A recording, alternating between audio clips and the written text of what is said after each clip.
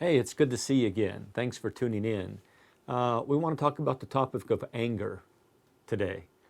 And it's just not something that we can dismiss and say, hey, everybody deals with anger.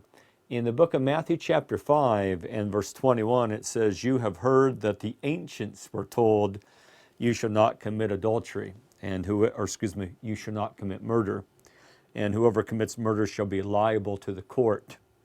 But I say to you that everyone who is angry with his brother," and some translations there insert the phrase, or some manuscripts insert the phrase, "without cause," shall be liable to the court. Jesus right there kind of wakes us up and helps us realize that, yeah, murder is wrong, but there's a type of anger that is just as dangerous, and a type of anger that will get us in trouble with God, even if it doesn't really lead anywhere at the moment. Now, at the same time that we're warned about anger and that we're warned about not to dismiss us and just kind of say, hey, everybody gets angry, and just make it into something that's not a big deal. At the same time, we are told that obviously anger is an emotion that God created. Anger is an emotion that God righteously displays. Anger is an emotion that God put into us, and we're expected to be angry at times. In the book of Ephesians chapter 4, verse 26, be angry. And so that is a command to be angry at times, yet do not sin. And so if you've heard anyone say that either, and there are two extremes out there, either it's never wrong to be angry or it's always wrong to be angry, well, neither one of those viewpoints is true. There are times that there is a certain type of anger that is wrong, and there is a certain type of anger that is actually commanded. Be angry, and yet don't sin. In the book of Mark chapter 3 and verse 5, we have a specific statement that Jesus was angry. There it says, "And after looking around at them with anger, grieved at their hardness of heart." And so there are things that should upset us. In the book of John chapter 2, Jesus equally displayed a very strong emotion when he cleansed the temple. John chapter 2 and in verse 13. "And the Passover of the Jews was at hand, and Jesus went to Jerusalem. He found in the temple those who were selling oxen and sheep, doves, and the money changers seated. Made a scourge of cords and drove them all out of the temple with the sheep and the oxen. And he poured out the coins of the money changers and overturned their tables. And those who were selling the doves, he said, 'Take these things away. Stop making my Father's house a house of merchandise.'" And next verse says, the disciples remembered that there was a statement in the Old Testament said, "Zeal for thy house will consume me." And so that would be an indication where we do have a very strong emotion, the emotion of anger. But the emotion of anger is coupled with a zeal for the things of God. And when the things of God are being abused and taken lightly, that God expects us to get upset. You know, it's interesting, the Greek word thumos, which is translated anger and translated other terms in your New Testament, is a word that one writer said has basically unlimited potential for both good and evil. On the one hand, there is a type of anger that if you don't have this anger, then there's really no way that you can grow as a Christian or that you can become a virtuous individual. I think of Romans chapter 12, verse 9, abhor what is evil. There's really no way that you can draw close to God and develop a love for goodness if you are apathetic about things that are evil, if you really don't care about things that are evil. And so on the one hand, there's an anger that is indispensable towards drawing near to God and developing a love of goodness. On the other hand, there are many passages in the Bible that describe an anger that destroys fellowship and destroys community and destroys relationships and is going to drag us right down to eternal destruction. And so the writer's right. Anger has an unlimited potential for either good or evil. Well, I want to concentrate just a little bit here on the wrong type of anger, because that's basically an anger that we tend to fall into more often than a righteous type of anger. And one of the causes, I think, at least as I've looked at my own life and seen in the lives of other individuals, and maybe it's been true in yours, is that one of the things sometimes that causes us to get angry in a way that is not good is that we have unrealistic expectations. First of all, it would be unrealistic expectations of God, that we expect God to give us a life that is trouble-free, that we're never supposed to suffer, or nothing is supposed to ever go wrong in our life. And that's unrealistic. God has never promised that to any of us. And at times, many of the things that have gone wrong in our lives are times when we were not following God's instructions, and that we brought that suffering upon ourselves. Not only that, but we have unrealistic expectations of other people as well. And this would be specifically true in friendships or marriage, when we basically expect another person to be perfect. And we're never going to find someone who is perfect, either for a friend, a parent, a child, or a mate.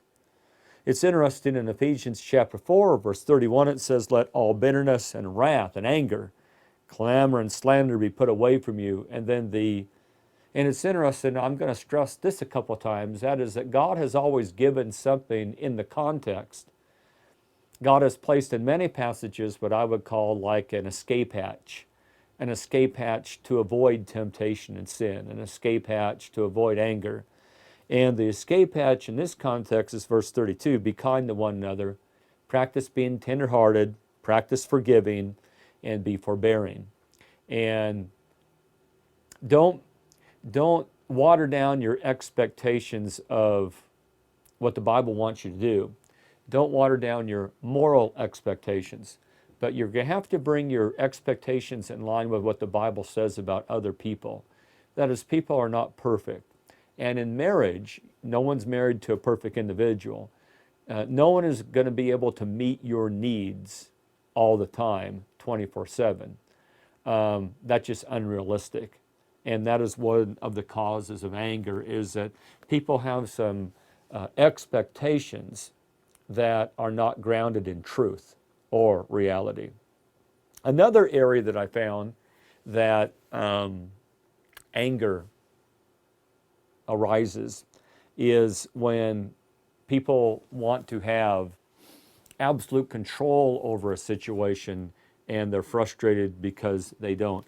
One writer said those who crave control in an area where they can't achieve it are often angry men, angry women.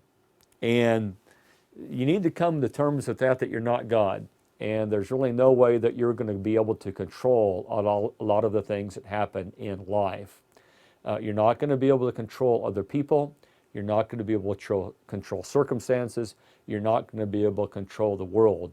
And if you're frustrated that you cannot control what's happening in the world, well, then you're going to be a very angry person. You need to understand that that's not an area that you have control. God rules in the kingdoms of men. God is the sovereign of the universe. Let God deal with those things. Let God handle those things. Also, when it comes to other people, realize this, that I can't force another person really to do anything. I have very little control over another individual. It is their job. I might encourage them, but it is their job to get their life together. I am only responsible for my life and what I do. I can encourage somebody else, and I might even chastise somebody else or rebuke somebody else. But then it's up to them what to do with that. I need to focus on what I can control in my own life and what I'm actually able to do. And so we need to kind of get away from this idea that I can control everything. So we need to stop being angry when we run into things like traffic. If you live in a big city, traffic's a reality. There's a lot of other people out there and cars out there. And it's unrealistic to think that every time I commute to work that I should just go and it should be a straight shot. Pretty unrealistic to think that it always should be that way.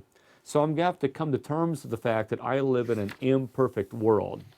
And if I don't, then I'm going to be a very angry person. Anger is an interesting emotion. I find that a number of people, I found in my own life, that it's very easy to get angry. That is, Anger as a response often is kind of taking the easy way out. I think of Proverbs chapter 20 and in verse 3 where it says, keeping away from strife, it's an honor for a man.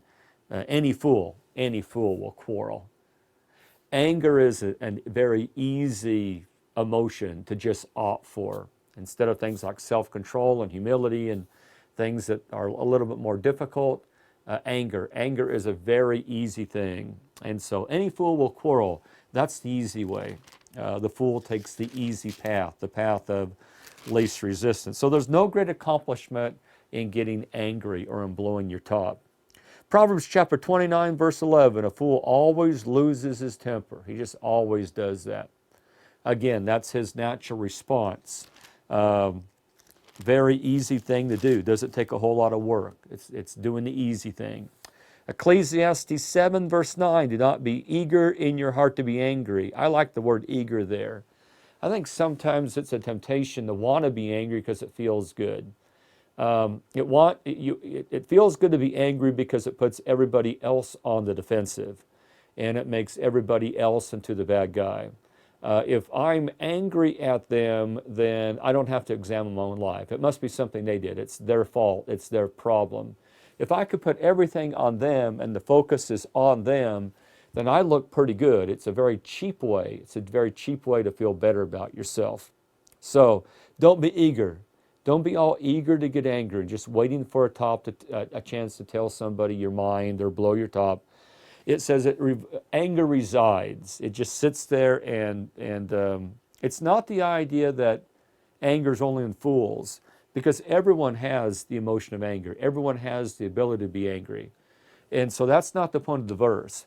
I think the point of the verse is that anger as something like in a kettle that's like stewing, like a pot on the stove, that the godly man only brings out anger from a cabinet when he needs to use it.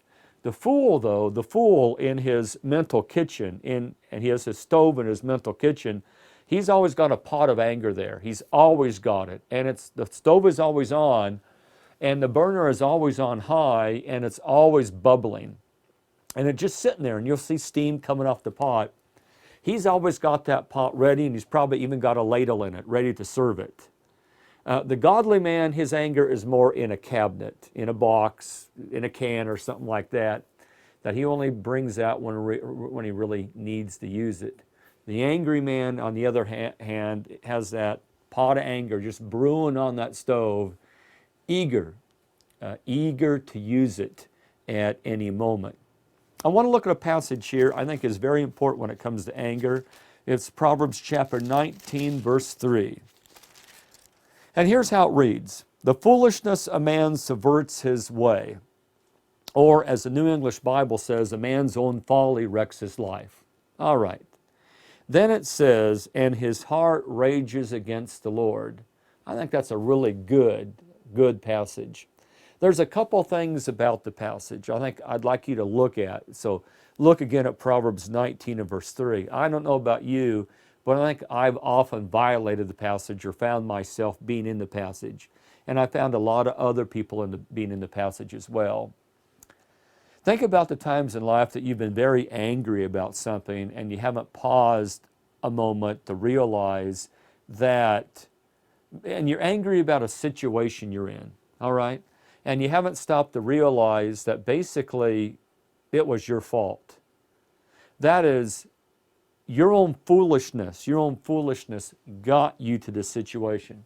It may be like someone who's sitting in a job that goes nowhere. They're having a hard time making ends meet. And they're very angry about where their life has led them. They're very angry about the fact that they don't have more money. And they haven't stopped to think that, well, wait a minute now, if I'd studied a lot harder in school, if I'd have done my homework, if I would have, worked on things and worked a little harder, I would not be in this situation, but I kind of made a choice to be here. Or a lot of people forget that the reason they don't have a high-paying job is because years ago they looked at that and said, hey, I don't want that stress. I don't want the stress of that sort of responsibility, and so I'm not going to go into that field. I'm not going to go into that career. Okay, which is fine. Everyone doesn't have to go into a high-end, a high-paying career. But if you don't, and years later you're kind of complaining about the salary you're making, understood that that's the choice you made. You made that choice. And so don't get angry where your life is. Typically, wherever you are in life, that's a decision that you have made to be there. That's the choices that you have made. And so sometimes people also complain about the person they married. Very upset about the person they married or the habits of the person they married. And all right.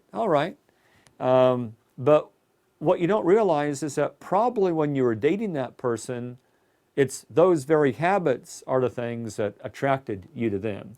Or you already knew they had those habits when you were dating and you married them anyway. All right? So who's to blame? Who's to blame? I mean, you saw this person, they had all these different habits, and they annoyed you then, and now they really annoy you 5 years later.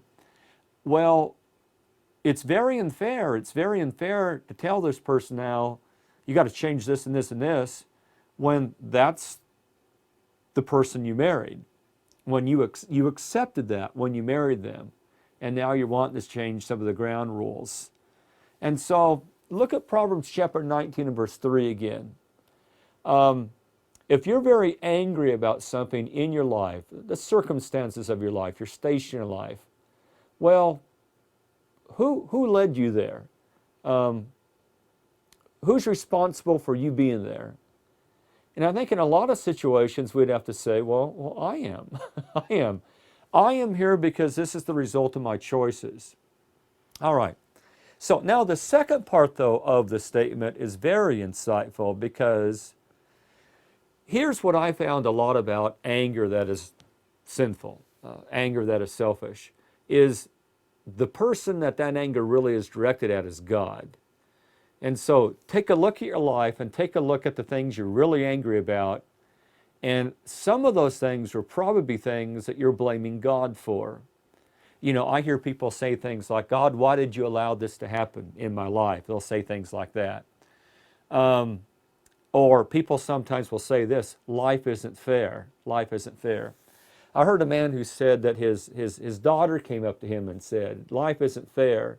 And his response to her was, you know, honey, you're cute, and that's not fair. Honey, you have 2 loving parents. That's not fair either. Honey, you live in a nice house that's warm and we have plenty of food. That's not fair. And honey, you were born in the United States of America. That's not fair either.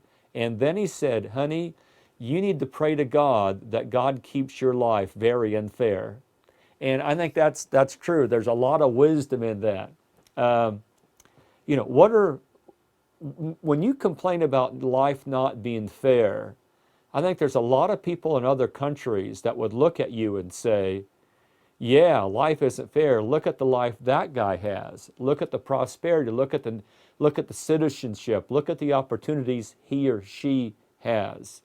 And so you need to be grateful that life isn't fair. A lot of the opportunities that you have are due to the fact that not everybody in this life is dealt with exactly equal. Not everyone has 2 good parents. Not everyone was born in the United States of America. Not everyone was born in this generation where we don't worry about things like smallpox and polio and a lot of women dying in childbirth. You know what I mean? If you're a young person watching this, I was listening to a comic just the other night, and I think he made a couple of good points. If you're a young person, you're complaining about life isn't fair, and yet you've got a laptop, life isn't fair, yet you've got a cell phone, all right? And you call somebody on the cell phone, yeah, it takes a little bit of time to reach the person, a couple of seconds, doesn't it? Yeah, because it goes to space. Because that signal goes to space, all right? You know, You're on your laptop and you're complaining about maybe some of the downloading speeds. Yeah, and it's all zipping through some cable somewhere. Have you been one of those people who's complained about being at the airport and took you 20 minutes to board, and you sat on the tarmac for a little while? Did you complain about that? Complain about some of the airline food, and completely forgot that you were in a chair in the sky, that you were flying. You forgot about just the amazing fact of flight. I mean, someone said anytime that you're up in an airplane, everybody in the airplane should be going, ah, I can't believe this, right? I mean, you're sitting in a chair at 35,000 feet. Isn't that amazing? Not only that, but that you get to go across the country in like 5 hours. And that used to, how long did it used to take to cross the country? A year? 6 months? And some of the people that went with you would die, and then some people would die in childbirth, and people would have babies and all sorts of stuff. Wow. And so next time you have to get up early for a flight, just be grateful that I got to get up early for a flight, but it used to be that people who made the same trip 100 years ago had to get up early 100 days in a row or for a whole year in a row just to make it across the country. He bears a grudge against the Lord. He rages at the Lord. I look at your life right now, and what I really want you to look at is this. Have you been raging against the Lord in your life? Have you been raising your fist at heaven and shaking your fist at Him? And have you been blaming God for the difficult things in your life? Did your marriage fall apart? Did you blame God for that? Did you have lousy parents growing up? Did you blame God for that? Were you abused as a child? Have you been blaming God for that? Are you in a job that's going nowhere? Lower paying, minimum wage, living month to month. You got a little place you're living in. Do you blame God for that? Do you not have enough money that you'd want to have, and you're not able to travel and go out to eat as much as you want, things like that? Not have a car like the neighbors. Are you blaming God for that?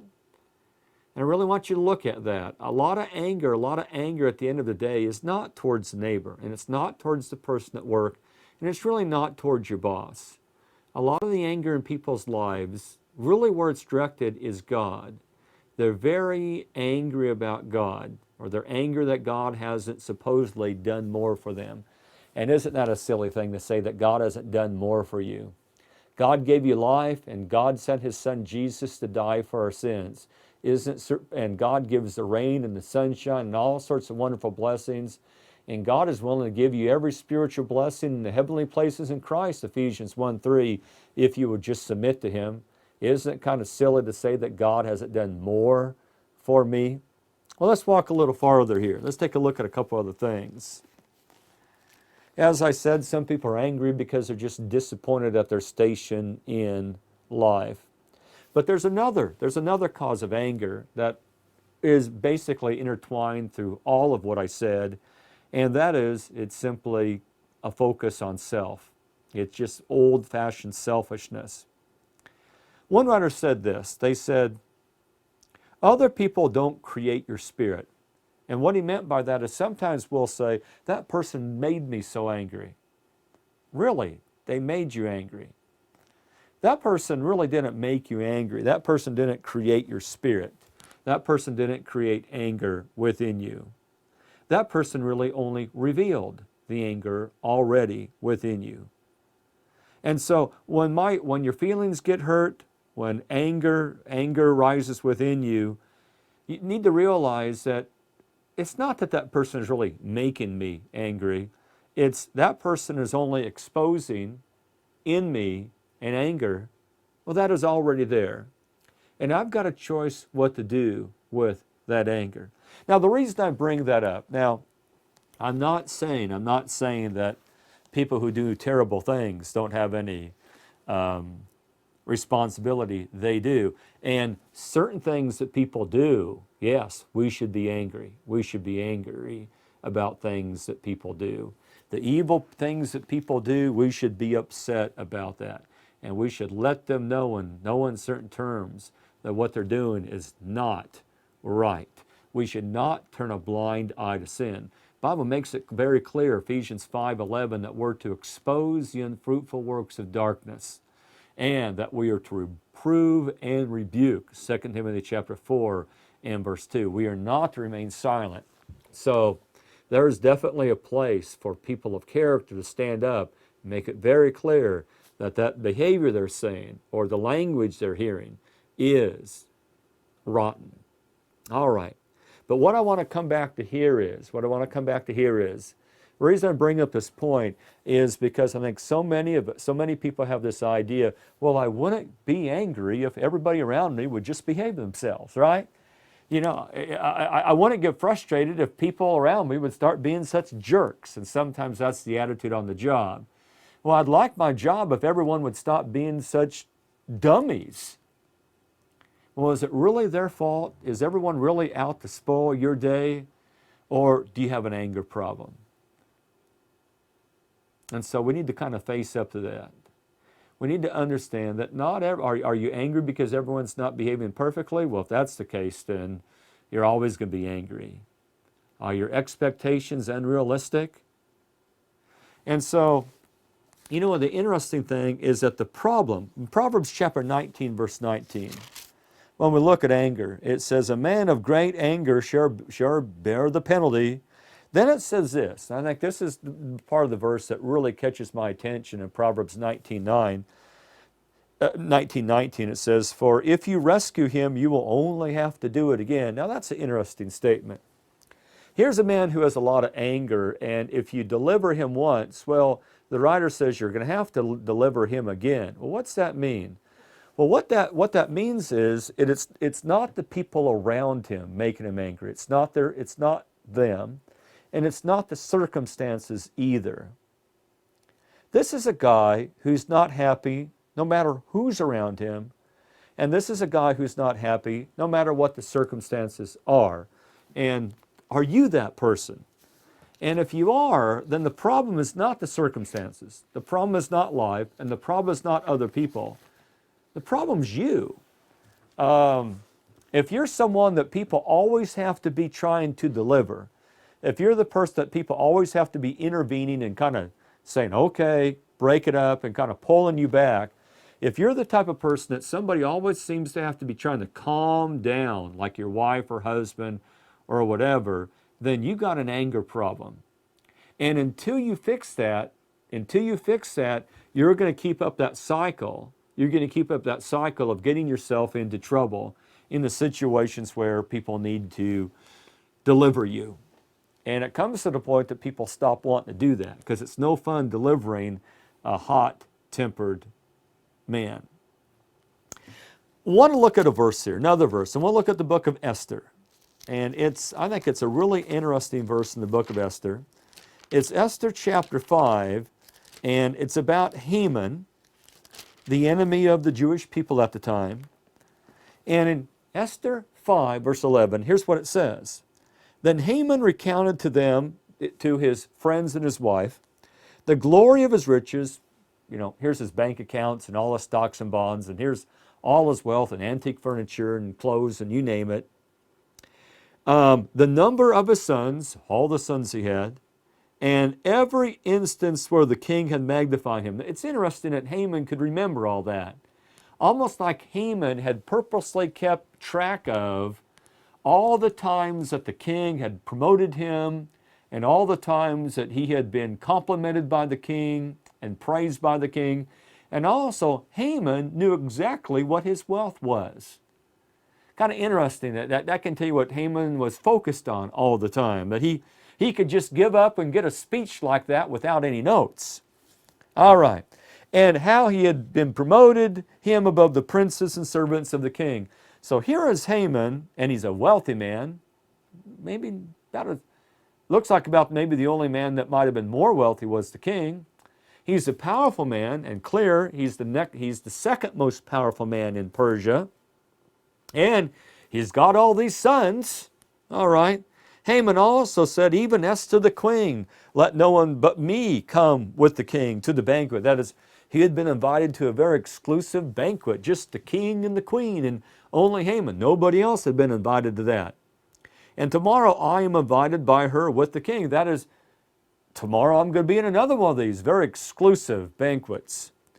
Yet all of this does not satisfy me. That's an interesting statement. Boy, he had all sorts of blessings, one blessing after another, but he says it does not satisfy me. Every time I see Mordecai the Jew sitting at the king's gate, because Mordecai the Jew was about the only person who would not bow before Haman.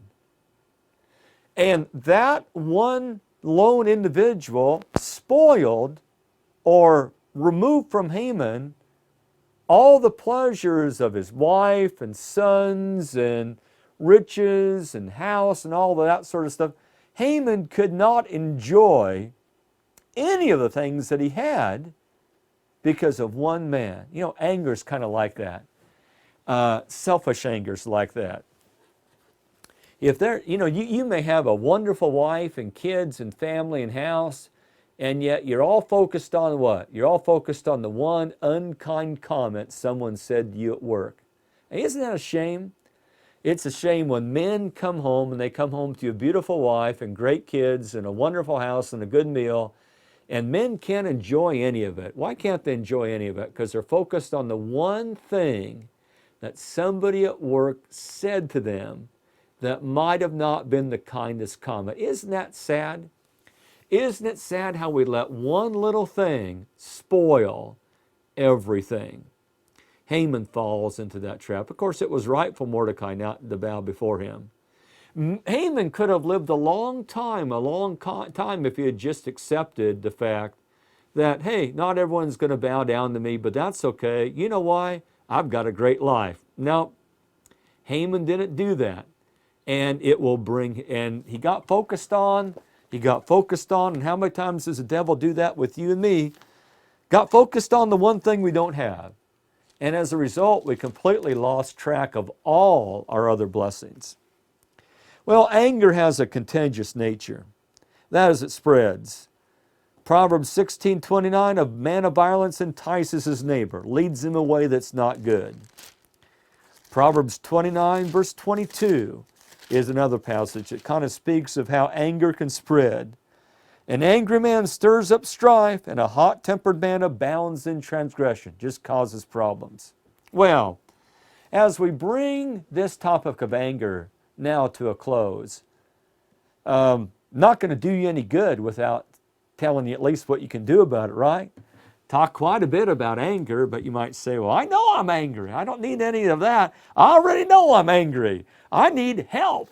How do you overcome this? Well, as I said earlier, when it comes to anger or any other temptation, God has loaded the Bible with all sorts of escape hatches, or could we say all sorts of freeway off-ramps to just exit before that temptation.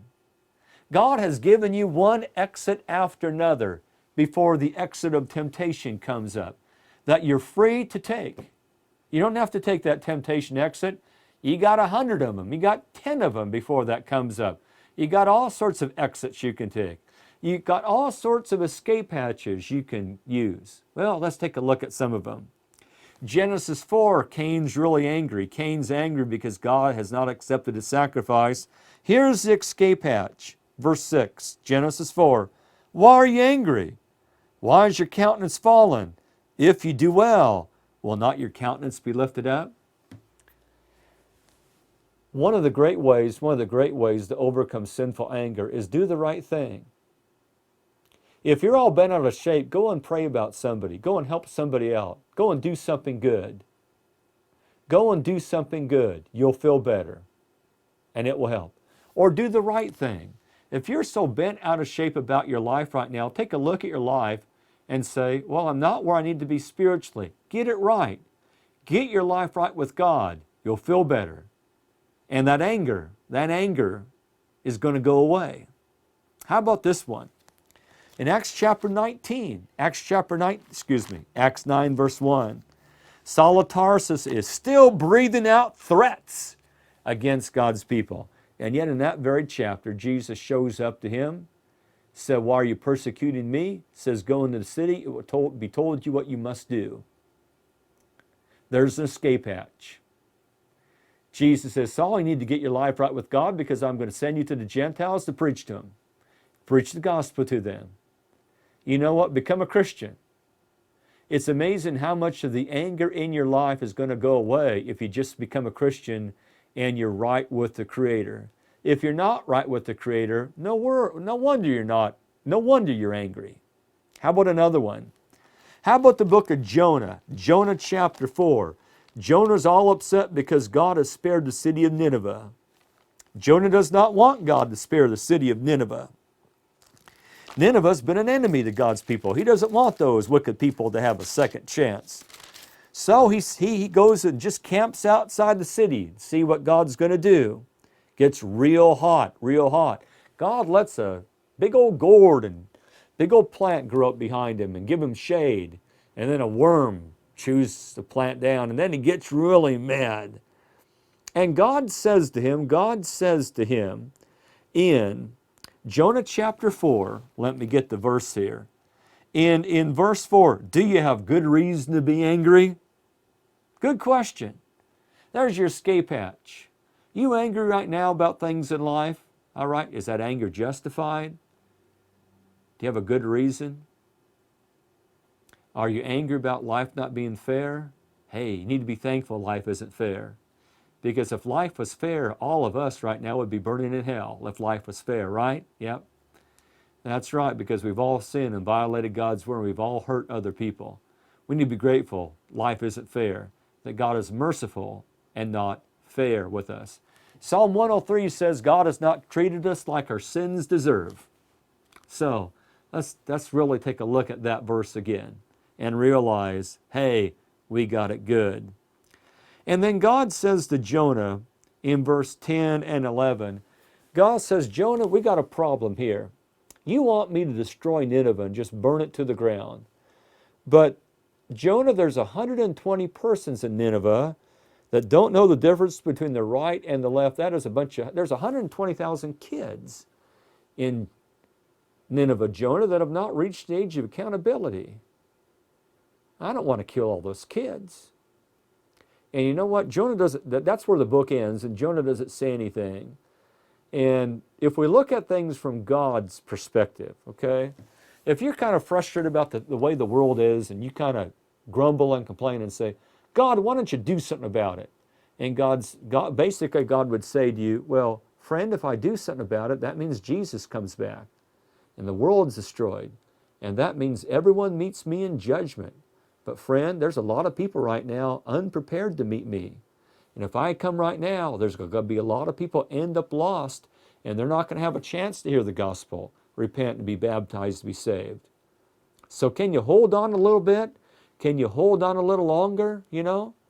Would you be willing to suffer a little bit more? Would you be willing to be inconvenienced if I give that guy down the street a little longer time to repent so he might make it to heaven? And I think, of course, you know what we're going to say. Well, of course, God, I don't got any problems. I don't got any problems. And now I understand your perspective. Sure, I'm willing to go through whatever economic downturns there are. I'm willing to go through whatever sort of diseases are in this life and things like that. So that guy down the street, that guy at work, that person at school or whatever, so that they have more time to repent. You betcha. You betcha. I don't want to see anybody end up lost either, right? You know, it's interesting how if we just kind of get God's perspective just a little bit, and how we stop becoming angry people. Ephesians 4:24, be ye angry, sin not, don't let the sun go down in your wrath. You know what that's another escape hatch. And you know what that verse is telling everybody? It's telling everybody fix it today. Hey, sun hasn't gone down yet. Are you and your wife angry? Angry at your parents? Did you have a blowout today? All right. Hey, fix that before you go to bed.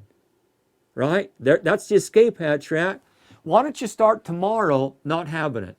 Instead of taking that anger into tomorrow and the next day, like a lot of people do, have you been doing that? Have you been angry at your mate for like days? Or angry at your parents or your kids for like days? Have you? Why don't you take care of it today so that tomorrow is a new day and that anger's not in tomorrow? Don't let the sun go down upon your wrath. Don't let nightfall catch you still nursing a grudge. Hey, take care of it today. Now, along with that passage is Matthew chapter 5. Matthew chapter 5, where it says, if you know your brother has ought against you, 23 and 24, you go to them. You go to them, all right? That's another passage. That's another escape clause. Escape hatch. Take care of it today. Take care of the anger today. So stop and consider your blessings. Stop and count all the things. If you're really angry right now, or if you know somebody who is, why don't you say, and I've done this before, get a piece of paper out, write down all the things that have gone right in your life. And you know what? No matter who you are, you'll come up with quite a list. Why don't you write down all the things that have gone right in your life? Maybe you realize how blessed you are. You know, the worst hasn't happened, has it? Nope. And it's very easy to resolve problems with people. Don't let the sun go on your wrath. You know, take care of it, fix it. Typically, if you're angry at your mate, that mate wants to make things right just like you do. People want relationship. People want companionship. People don't want to live in anger. God's been good to you. God's been good to you. You know, the anger of man won't fix anything. That's what James says. The wrath of man does not achieve the righteousness of God. So, if you look back at your life and say, what has anger done for me? Nothing, right? Hasn't done anything. What did anger ever fix? What did sinful anger ever fix in your life? Never fixed anything, only made things worse. And you're vulnerable and weak. An angry man is described as a man as like a city that has no walls, Book of Proverbs. And so just be mindful of this. If you said, I don't care what you say, Mark, I'm going to still keep my anger. Well, just be mindful that if you're an angry person, then people can play you like a violin. You mean, what do you mean by that? What I mean is that you're very easy to be manipulated. In fact, people will all probably go up and say, hey, Joe over here, watch this. Watch how I can press his buttons and get him where I want him to be. And so if you're a person who's very quick to be angry, it's very easy to push your buttons and to get you to do things that are foolish. So you're easy to be manipulated. You're very easy to be manipulated if you're an angry person. Well, so one writer said this as we close. So we got anger. We got an anger that we're not supposed to have. We're not supposed to let anger move us to sin. At the same time, we're supposed to be angry about certain things. So what's the difference? Like what one writer said this. First of all, we got to take the selfishness out of anger. When selfishness is in anger, we go wrong. Also, we got to take the pride out of anger. That is our own pride. Got to remove that. And some undue sensitiveness about our own self. We've got to learn to have a little bit thicker skin and not take ourselves so seriously. Okay for people to kid us now and then. So, those type of things mess up anger. When we're focused on ourselves, when we're very proud about ourselves, and when we're very selfish. All right? Anger that's been cleansed of selfishness. Anger that's cleansed of self. And when we're more focused on other people and God, now that's an anger that can be used for God. And I'll leave you with that comment. Hey, you got any questions? You can always give us a jingle at 503-644-9017. Also, you can see us on the web, beavertonchurchofchrist.net. Got a lot of resources up there, all sorts of sermons, all sorts of Bible classes, all sorts of material on various Bible questions and doctrines and chapters and verses. We even got a search engine on the website.